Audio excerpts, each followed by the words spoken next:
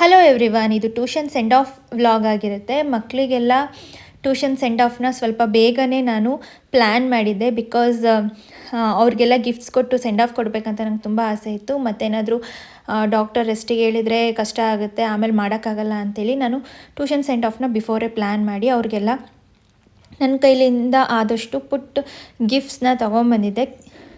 ಕಿಡ್ಸಿಗೆಲ್ಲ ಬೇರೆ ತಂದಿದ್ದೆ, ಹೈಯರ್ ಅವರಿಗೆಲ್ಲ geometry ಬಾಕ್ಸ್ನ ತಂದಿದ್ದೆ. And ಅವರು ಕೂಡ ಎಲ್ಲರೂ ಅಮೌಂಟ್ ಕಲೆಕ್ಟ್ ಮಾಡಿಕೊಂಡು ನನಗಂತ ಗಿಫ್ಟ್ಸ್ ತಂದಿದ್ರು. ತುಂಬ ಖುಷಿ ಆಯಿತು. ಸರ್ಪ್ರೈಸ್ ಗಿಫ್ಟ್ ಇದು.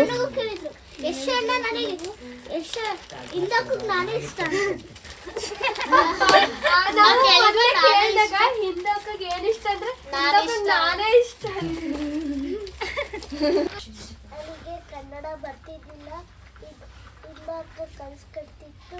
ನನ್ನ ಫ್ರೆಂಡ್ ಅಂದರೆ ಭಾಳ ಇಷ್ಟ.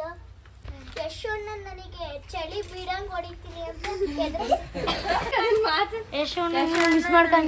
ಹೊಡಿಯೋತಕ ಹೊಡೆದಾದ್ಮೇಲೂ ಎಷ್ಟು ಪ್ರೀತಿಯಿಂದ ಮಾತಾಡ್ಸುತ್ತೆ ಎಲ್ಲರಿಗೂ. ಎಲ್ಲರೂ ಒಂದೇ ಅಂತ ಎಲ್ಲರನ್ನೂ ನೋಡುತ್ತೆ ಅಕ್ಕ. ಎಲ್ಲರಿಗೂ ಚೆನ್ನಾಗಿ ಡಿಕ್ಟೇಷನ್ನು ಎಲ್ಲ ಇಂಗ್ಲೀಷು ಕನ್ನಡ ಎಲ್ಲ ಮಾಡಿ ಒಂದೇ ಥರ ಎಲ್ಲರನ್ನೂ ನೋಡ್ಕೊಳ್ಳುತ್ತೆ ಅಕ್ಕ. ಡಿಕ್ಟೇಷನ್ ಮಾಡೋದ್ರಲ್ಲಿ ಫಸ್ಟಿಂದನೂ ಅವಾಗ 6, 7 ಬರ್ತಿದ್ವು. ಆಮೇಲೆ ಮಾರ್ಕ್ಸ್ ಎಲ್ಲ ಜಾಸ್ತಿ ಆಗಿ ಮತ್ತು ಟೆಸ್ಟ್ ಇದ್ದಾಗ ಎಲ್ಲ ಟೆಸ್ಟ್ ಬರೆದು ಪ್ರಾಕ್ಟೀಸ್. ನನಗೆ ಕನ್ನಡ ಬರ್ತಾನೆ ಇರಲಿಲ್ಲ. ಕನ್ನಡದಲ್ಲಿ ನಾನು ಎಷ್ಟು ವೀಕ್ ಇದ್ದೆ. ಕನ್ನಡ ಸಬ್ಜೆಕ್ಟ್ ಬಂತಂದ್ರೆ ಒಂಥರ ಜ್ವರ ಬಂದಂಗೆ ಆಗ್ಬಿಡ್ತು. ಇವಾಗ ಕನ್ನಡ ಎಷ್ಟು ಈಸಿ ಆಗಿದೆ. ಕನ್ನಡದಲ್ಲಿ ಟ್ಯೂಷನಿಗೆ ಬಂದಮೇಲೆ ತುಂಬ ಇಂಪ್ರೂವ್ ಆಗಿದ್ದೀನಕ್ಕ. ಅವಾಗೆಲ್ಲ 10th ರ್ಯಾಂಕ್ 9th ರ್ಯಾಂಕ್ ಒಬ್ಬ ರ್ಯಾಂಕ್ ಬರ್ತಿದ್ದೆ. ಟ್ಯೂಷನಿಗೆ ಬಂದಮೇಲೆ 3rd ರ್ಯಾಂಕು 4th ರ್ಯಾಂಕ್ ಹಂಗೆ ಬರ್ತಿದ್ದೀನಕ್ಕ. ನನಗೆ ಮುಂಚೆ ಏನೂ ಬರ್ತಿರ್ಲಿಲ್ಲಕ್ಕ. ಇಂಗ್ಲೀಷು ಕನ್ನಡ ಬರ್ತಿರ್ಲಿಲ್ಲ. ಡಿಕ್ಟೇಷನ್ ಬಂದಮೇಲೆ ನನಗೆ ಸ್ವಲ್ಪ ಇಂಪ್ರೂವ್ ಆಗಿದೆ. ನನಗೆ ಇಂಗ್ಲೀಷ್ ಬರ್ತಿರ್ಲಿಲ್ಲ ಅಕ್ಕ, ನೀನೇ ಕಲ್ಸ್ಕೊಟ್ಟಿದ್ದು. ಹಿಂದಿ ವರ್ಣಮಾಲೆ ಬರ್ತಿರ್ಲಿಲ್ಲ.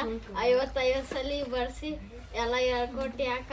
ನಾನು ಫಸ್ಟಿಗೆ ಬಂದಾಗ ಫುಲ್ ಡಲ್ ಇದ್ದೆ. ಆಮೇಲೆ ಬರ್ತಾ ತುಂಬ ಇಂಪ್ರೂವ್ ಆಗಿದ್ದೀನಿ ಅಕ್ಕ.